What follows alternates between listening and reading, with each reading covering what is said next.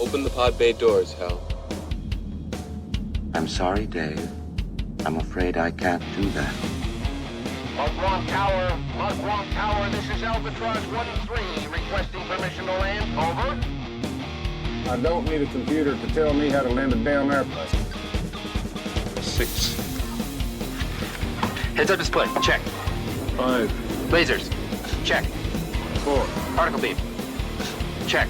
3. Photon bolts, check. 2. Chair control, check. 1. Let's do it.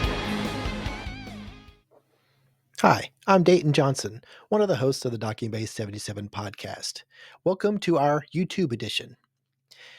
Today, I'm going to be counting down my top 7 Disney villain deaths.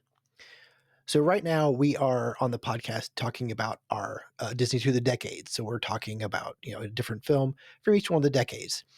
And if you listen to the episodes, you notice that a lot of times I mention the Disney villain deaths and how some of them are more impactful than others and where it starts and things like that. So while we were doing the episodes, I was kind of inspired to do this, my list of the Disney villain deaths. Now, keep in mind, this is only the animated films and it's only Disney. So there's no live action and there's no Pixar. Those are lists of their own. My picks are based on how horrible the villain was and how satisfying the death, not necessarily how gruesome or poetic. So, here we go. My number 7.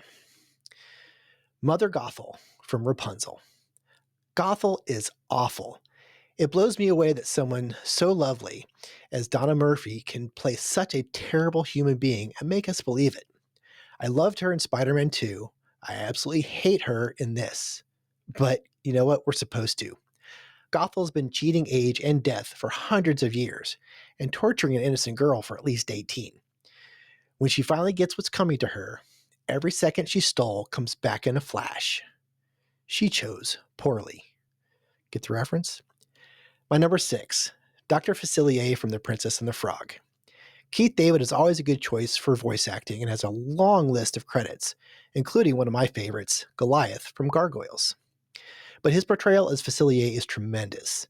This guy uses voodoo and friends on the other side to trick and cheat the needy and the weak. But when his shenanigans bite him in the butt, it's great. All the little voodoo children and friends pull his butt over to the other side. Number 5, Maleficent from Sleeping Beauty. Eleanor Audley returns as a Disney villain, and this time is a witch of style, grace, and power. And she can turn into a dragon, one of the best screen dragons ever. When the Sword of Truth strikes home, her scream raises the hair on the back of your neck, and she ends up a pile of ashes on the ground with the sword still in place. It's just fantastic. My number 4, Gaston from Beauty and the Beast. Richard White, better known as a stage actor, delivers a performance that lets us love to hate this villain. Gaston treats everyone like crap, and most love him for it. Can't quite figure that one out. He shows us how truly awful he is when he attacks an already defeated Beast. When Beast gets the upper hand, Gaston whines like the coward he is. Beast spares him, showing he is truly the better man. Then, this snot slips a dagger to the ribs, and his hubris leads him to lose his balance and fall to his death. Good riddance. Number 3, Scar from The Lion King. Jeremy Irons is no stranger to playing villains. A favorite of mine is Simon from Die Hard with a Vengeance. Side note, a way better sequel than Die Hard 2. Moving on. Scar is the worst member of this pride for sure. Every family has one. 2 in Zazu's family. This guy tricks his nephew, kills his brother, and uses hyenas to rule and destroy the Pride Lands. His tragic flaw is his ego. He thinks he's smarter than he is, and no one could possibly do better than him. Well, when it all falls apart, he turns on his workers and let him know how they feel about it. Leaders, beware. Number 2, Ursula from The Little Mermaid. Pat Carroll is just wonderfully evil as the Sea Witch. She has style and swagger for leagues. This film saved Disney animation. Yes, Howard Ashman was a big part of that, but I think Ursula was also a big part. She has the first Disney villain song, and it's a total banger. Like most villains, their arrogance is their downfall. In the middle of her celebration of power, she stirs up the ocean, and the sunken ships come up with it. One of which, Eric, steers right into her midsection. She is her own undoing. And man, does that scene look awesome. And it's a very, very satisfying death.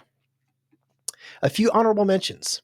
Sykes from Oliver and Company. He gets hit by a subway train. Kind of awesome.